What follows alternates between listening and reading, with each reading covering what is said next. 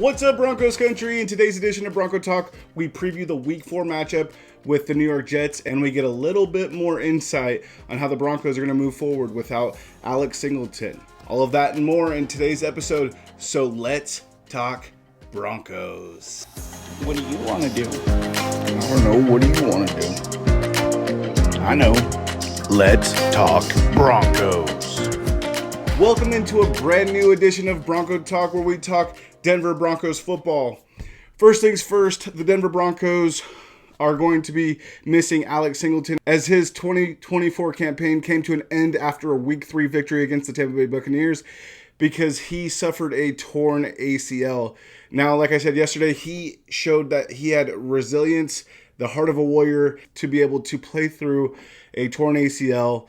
Now the Denver Broncos are forced to make a change on defense, replacing Alex Singleton for the remainder of this year. And we got a little bit more insight on what that might look like. PJ Locke, one of my favorites on the active roster, and someone that has that dog in him, that just has what it takes to be a playmaker, to play all the plays on the defensive side of the ball, is one of the favorites to land the green dot. We also see that Cody Barton could end up being responsible for relaying the play call from Vance Joseph as well. So one of those two players is an option to get the green dot, like I had said. So I think that PJ Locke would be a great candidate for that position. As a leader on that side of the ball, he could definitely take on that role and own it and give us a little bit of stability when it comes to the relaying of the play call. Obviously, he's going to be a little bit green to it, but it's not a responsibility I think that is above his head. So let's see if PJ Locke can lock it down and give us a little bit of sigh of relief when it comes to that portion of the game. We don't want to see the play calls getting mixed up and the communication looking poor. And for someone that's been in this defense for a couple of years now, whether injured or healthy, whether on the field every play or not, it's someone that knows the playbook and can relay the defensive calls well enough to get to where we need to be defensively, and that's continuing to play free, play loose, play strong, rely on our secondary to do what they're doing, and get to the quarterback. So PJ Locke's my favorite. I do also feel very strongly about Cody Barton. I even said in my preseason video before the season kicked off that Cody Barton was one of my favorite additions of the offseason. And as far as the actual role that Alex Singleton played, of course, that is going to come down to a number of players. And one of those that I did not mention yesterday was Justin Strnad. And that's an interesting thought that just passed my mind because I'm so convinced that Lavelle Bailey has what it takes to be an inside linebacker in the NFL, that Justin Strnad could be the piece that keeps this train rolling. When Justin Strnad was drafted, he was someone that showed the ability to play cover linebacker, potentially end the woes we had with trying to cover Travis Kelce or Mark Andrews or tight ends like that.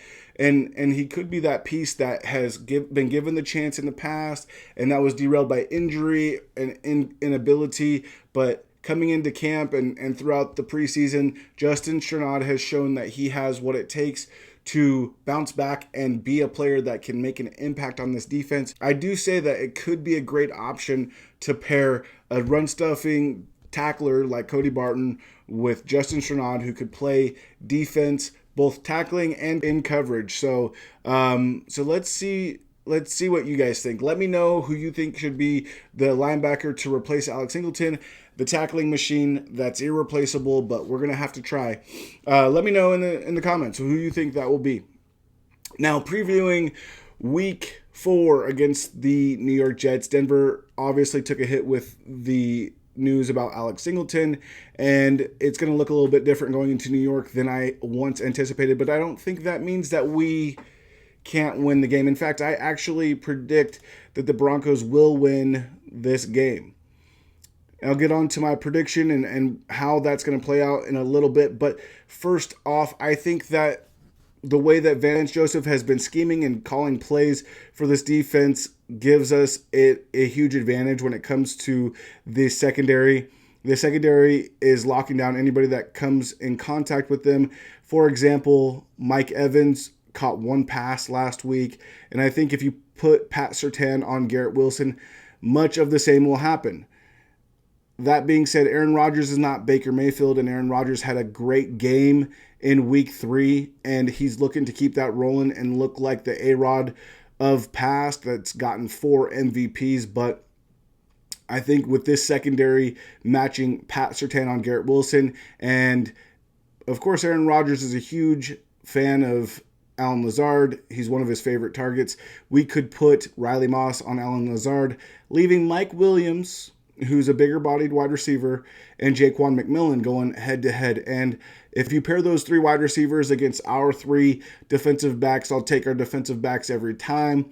Not to mention Brandon Jones seems like he's back and ready to roll after being injured throughout preseason and training camp.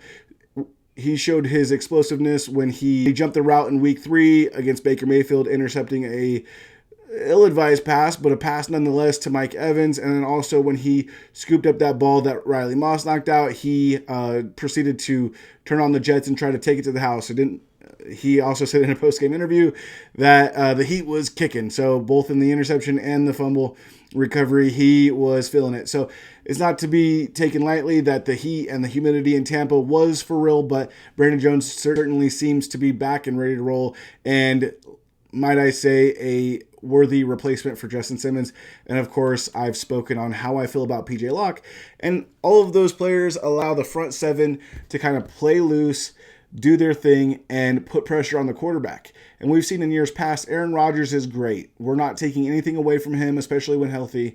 But any quarterback that is given enough pressure will eventually fold under that pressure. And I think that that's one of our strengths, not only our secondary, but because that secondary is holding it down so well, you'll also see that the pass rush is given more time to get to the quarterback.